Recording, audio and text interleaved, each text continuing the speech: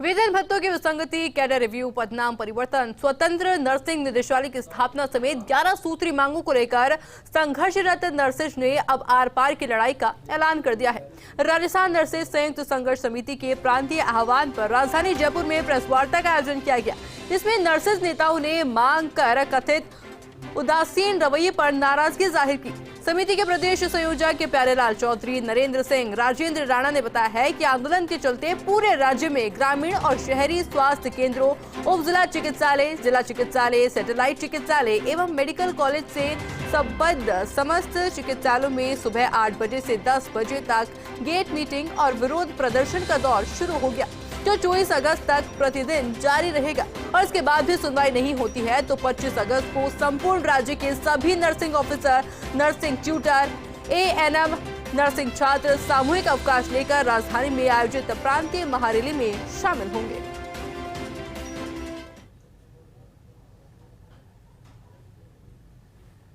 जी 1 महीने नहीं, 3 महीने हमारे आंदोलन को हो गए हैं, 3 महीने से ज़्यादा हो गए हैं। हमने राज्य सरकार में माननीय मंत्री महोदय, माननीय मुख्यमंत्री महोदय, एसीएस महोदया, निदेशक महोदय, तमाम हमारे विभाग के जो अधिकारी हैं उनको भी हमने ज्ञापन प्रस्तुत किए हैं और राजस्थान के तमाम जनप्रतिनिधियों के, चाहे वो पक्ष हो, चाहे विपक्ष के नेता हो, चाहे मंत्रीगण हैं, तमाम लोगों ने मुख्यमंत्री जी को चिट्ठी भी लिखी हमारे आंदोलन के फेवर में। लेकिन अब 3 महीने बाद में भी राज्य सरकार द्वारा इस सांकेतिक प्रदर्शन पे कोई कार्रवाई नहीं करने पर आज हम मीडिया के माध्यम से राजस्थान की जनता से हम माफ़ी चाहते हैं, खेद प्रकट करना चाहते हैं कि यदि अब हमारे आंदोलन से अगर किसी प्रकार की असुविधा होगी तो उसमें राजस्थान नर्सेज संयुक्त संघर्ष समिति जिम्मेदार नहीं होगी, इसके जिम्मेदार राजस्थान सरकार होगी। मंशा क्या है उनकी। और दूसरी बात यह है कि जहाँ तक कोई बजट की बात है कुछ है तो कोई इतना ज़्यादा अधिभार नहीं नर्सेज की मांगों के लिए, क्योंकि नर्सेज का ऐसी स्थिति हो गई है कि हमारी तो ग्रेड पे की विसंगति, अभी हाल ही में एसीपी जो नया नियम बनाया 2023 का, उसके बाद में ये स्थिति हो गई कि अब हमको 9, 18, 27 साल में उच्च पद का पदोन्नति पद का वेतनमान मिलेगा। तो हमारे तो दूसरे और तृतीय पदोन्नति पद जो है नर्सिंग ऑफिसर का, उसका एक ही ग्रेड पे है 5400, जबकि अन्य कैडरों का 6600, 6800 है। तो हमारे साथ में 18 और 27 साल में तो हमको वही मिलेगा। एनएमएलएचबी का हमारा तीसरा पदोन्नति पद ही नहीं है। आने वाला जो हमारा प्रोग्राम है, आज से लगातार दिनांक 24 तारीख तक राजस्थान के सभी शहरी, ग्रामीण, PSC, CSC, sub centre, aid post, student, nursing tutor, nursing staff सब 2-2 घंटा गेट मीटिंग करके विरोध प्रकट करेंगे। और दिनांक 24 तारीख तक और 25 तारीख को जयपुर की राजधानी में एक महारैली का आयोजन होगा, जिसमें लगभग राजस्थान के वो तमाम नर्सिंग कर्मी जो चिकित्सा विभाग में, चाहे वो प्लेसमेंट एजेंसी हो, चाहे ठेका प्रथा में हो, चाहे स्टूडेंट हो या नर्सिंग ट्यूटर हो या नर्सिंग स्टाफ हो या नर्सिंग अधीक्षक। भाजपा के जिला संगठन प्रभारी वासुदेव देवनानी ने जोधपुर स्थित सर्किट हाउस में पत्रकारों से बातचीत में कांग्रेस पर निशाना साधा। देवनानी ने इस दौरान कांग्रेस नेता पवन खेड़ा के बयान को लेकर निशाना साधा। उन्होंने कहा कि मतदाताओं को लेकर इस तरह के बयान देने वाले लोगों को माफी मांगनी होगी। उन्होंने कहा कि यदि माफी नहीं मांगी जाती है तो चुनाव में इसका अंजाम भुगतना होगा। वहीं छात्र संघ चुनाव को निरस्त करने के मुद्दे पर उन्होंने अपने विचार रखे। बोर्ड के गठन को लेकर भी निशाना साधा।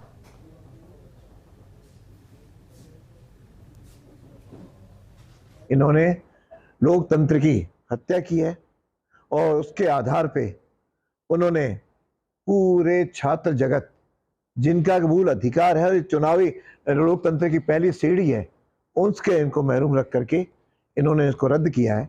पवन खेड़ा जयपुर आए और उन्होंने दानव कहा, तो राक्षस और दानव, मैं समझता इस सब फ्रस्ट्रेशन में ही मुंह से शब्द निकलते हैं, लगता है कि सामने हम सत्ता जा रही है, कुर्सी जा रही है।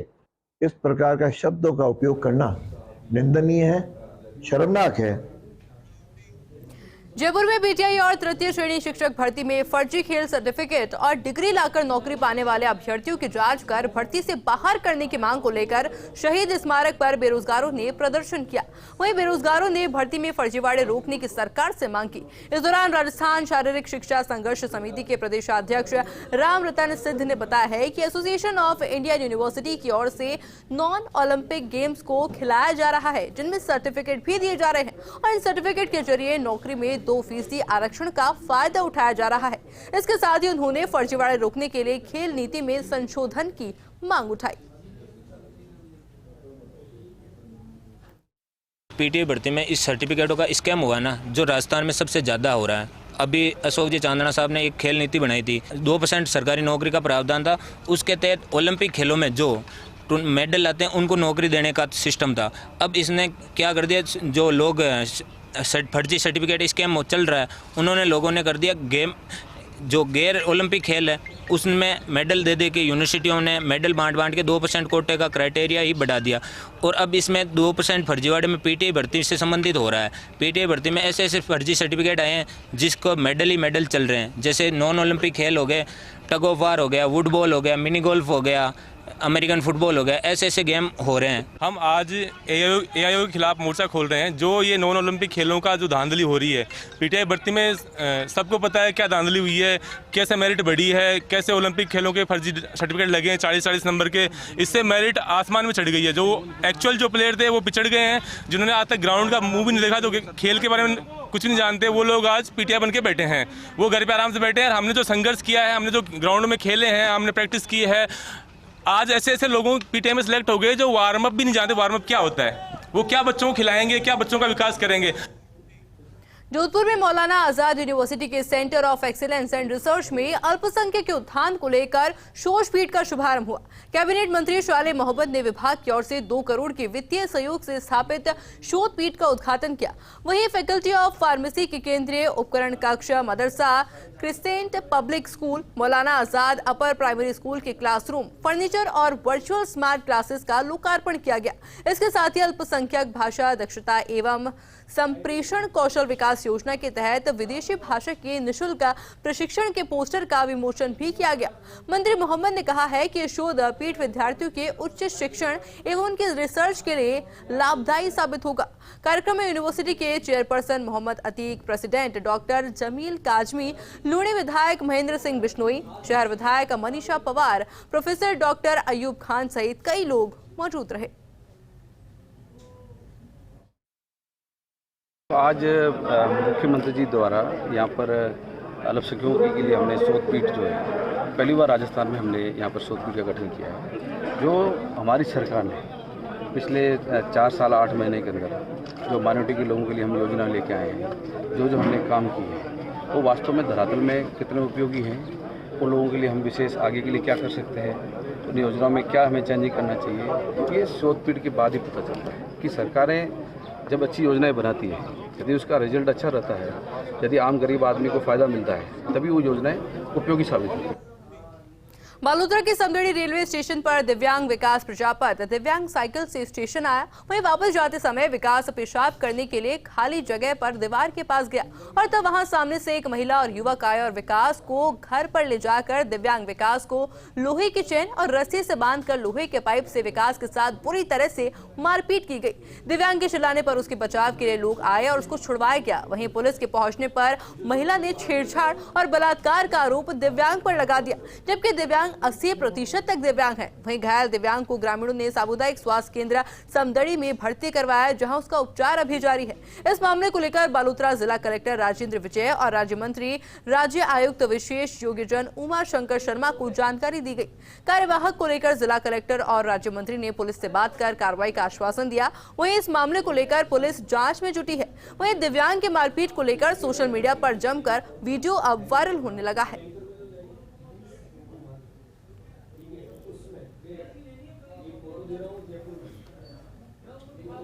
समदड़ी के अनुसार समदड़ी स्टेशन पर एक दिव्यांग साथी के साथ कुछ मारपीट हो गई थी। विकलांग हुए थे, 80% विकलांग है। उसको ये भी ध्यान नहीं, मैं कितना चल रहा हूँ, उसके साथ मारपीट बहुत गहरे से हुई, जगह जगह पर चोट आई हुई है। और हमने यहाँ समदड़ी थाने में एफआईआर दर्ज करवाने के लिए आए थे। घंटा साहब आश्वासन दिया कि आपके साथ न्याय होगा। हम ये जगह देख रहे हैं, टाइम पर न्याय हो जाए ठीक है, अन्यथा हमारे को सब कदम उठाना पड़ेगा। और हम सब विकलांग एक ही हैं। और सबसे हमारे को ज़्यादा ऑपरेशन है ये समदड़ी थाने में जो बेंच नहीं है। झुंझुनू के सहड़ गांव में ज्वेलर्स पर फायरिंग के मामले में एसपी श्याम सिंह ने वारदात का खुलासा कर दिया है। पुलिस ने मेहाड़ा थाना क्षेत्र के नालपुर और डाड़ा फतेहपुरा की पहाड़ियों में आरोपी धर्मेंद्र को गिरफ्तार किया। वहीं मुख्य आरोपी प्रदीप ने मौके से फरार होकर गिरफ्तारी के डर से देसी पिस्टल से खुद को गोली मारकर आत्महत्या कर ली। एसपी श्याम सिंह ने बताया है कि दोनों बदमाशों ने ज्वेलर्स से नगद और जेवरात लूटे थे। वहीं घायल ज्वेलर राहुल सैनी की हालत अभी स्थिर बताई जा रही है। गोली जबड़े से निकाली जा चुकी है।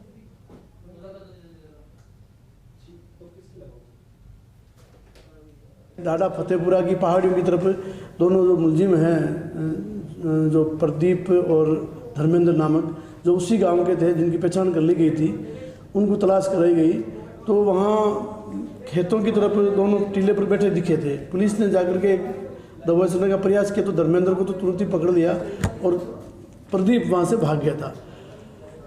प्रदीप की तलाश में पुलिस टीमें आसपास के थानों की और सर्किल मुहाना की सभी लगी हुई थी। अनुसंधान कर रहे हैं।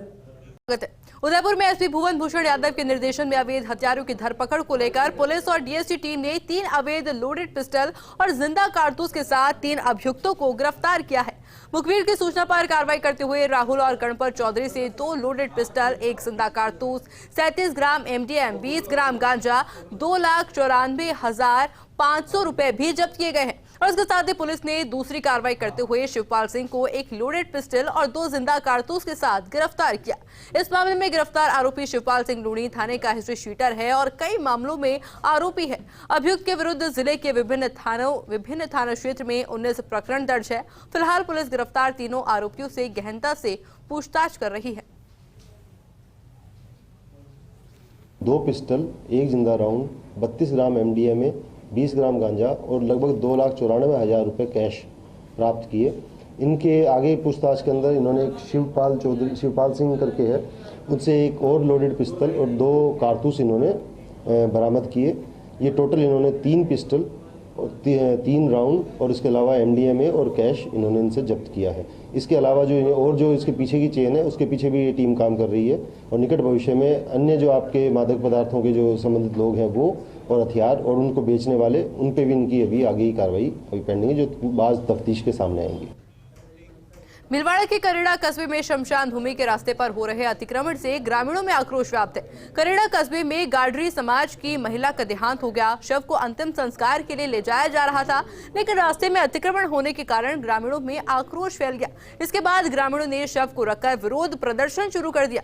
जानकारी के अनुसार करेड़ा में गाडरी समाज की एक महिला की मृत्यु हो गई। समाज के लोग और ग्रामीण दाह संस्कार के लिए ले गए। शमशान की भूमि पर अतिक्रमण व रास्ते में हो रहे अतिक्रमण को लेकर ग्रामीणों में आक्रोश फैल गया।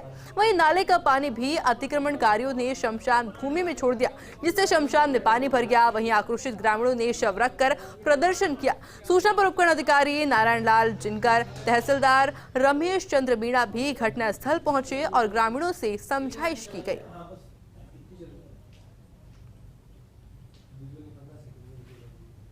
उसमें चारों तरफ जो लोगों ने कब्जा कर रखा, उस कब्जे को तुरंत प्रशासन अगर हटाता है तभी ही लाश का दाह संस्कार किया जाएगा, बाकी नहीं किया जाएगा। और जितना भी है शमशान घाट में सारा साहब में पंचायत प्रशासन और एसडीएम साहब मौके पर आके स्थिति देख के उसके बाद ही सारे लोग इस चीज़ को मानेंगे, बाकी नहीं मानेंगे। और जो ये अतिक्रमण कर रहा है उनके खिलाफ कानूनी कार्रवाई होगी। भाजपा के प्रदेश चुनाव प्रभारी प्रहलाद जोशी दिल्ली से जयपुर पहुंचे हैं। प्रहलाद जोशी इंडिगो की फ्लाइट से जयपुर पहुंचे हैं। जयपुर एयरपोर्ट पर भाजपा कार्यकर्ताओं ने उनका भव्य स्वागत किया और इंडिगो की इसी फ्लाइट से चैनल हेड डॉक्टर जगदीश चंद्र भी दिल्ली से जयपुर लौटे हैं। फिलहाल तस्वीरें आप देख लीजिए, राजधानी जयपुर के एयरपोर्ट की तस्वीरें हैं, जहां प्रहलाद जोशी और चैनल हेड डॉक्टर जगदीश चंद्र आपको नजर आ रहे होंगे। और वहीं देखिए तस्वीरों में आपने देखा किस तरह से भाजपा कार्यकर्ताओं के द्वारा भव्य स्वागत उनका किया गया। चलिए अगली खबर की ओर बढ़ते हैं। सिरोही के पिंडवाड़ा में उदयपुर पालनपुर हाईवे पर अज्ञात वाहन की टक्कर से 2 लोग घायल हो गए हैं। घायलों को 108 एम्बुलेंस की सहायता से अस्पताल पहुंचाया गया, जहां चिकित्सकों ने दोनों को मृत घोषित कर दिया। पुलिस ने दोनों मृतकों की शिनाख्ती के बाद परिजनों को सूचना दी, जिस पर परिजन पिंडवाड़ा अस्पताल पहुंचे। फिलहाल पुलिस हादसे की जांच पड़ताल में जुटी हुई है। पूर्व प्रधानमंत्री और भारत रत्न अटल बिहारी वाजपेयी की पुण्यतिथि पर भाजपा मुख्यालय में पुष्पांजलि कार्यक्रम का आयोजन किया गया। प्रदेश अध्यक्ष सीपी जोशी सहित तमाम पार्टी नेता और कार्यकर्ताओं ने अटल बिहारी वाजपेयी को याद करते हुए उनके चित्र पर पुष्प अर्पित कर श्रद्धांजलि अर्पित की। जोशी ने कहा कि देश की राजनीति में अटल बिहारी वाजपेयी की आजाद शत्रु के तौर पर जाना जाता था। देश में पहली बार किसान क्रेडिट कार्ड और फसल बीमा की सौगात अटल बिहारी वाजपेयी ने ही दी थी। प्रखर वक्ता, प्रखर चिंतक, कवि और जिन्होंने राजनीति में जिनको आजाद शत्रु के नाम से जाना जाता था, जिनकी विपक्ष भी सराहना करता था, और वो विपक्ष में रहते थे तो सत्ता के लोग भी उनकी व्यक्तित्व, उनके कृतित्व की तारीफ करते थे। ऐसे श्रद्धेय अटल बिहारी वाजपेयी जी को हम सब लोग सदा सुमन अर्पित करते हैं।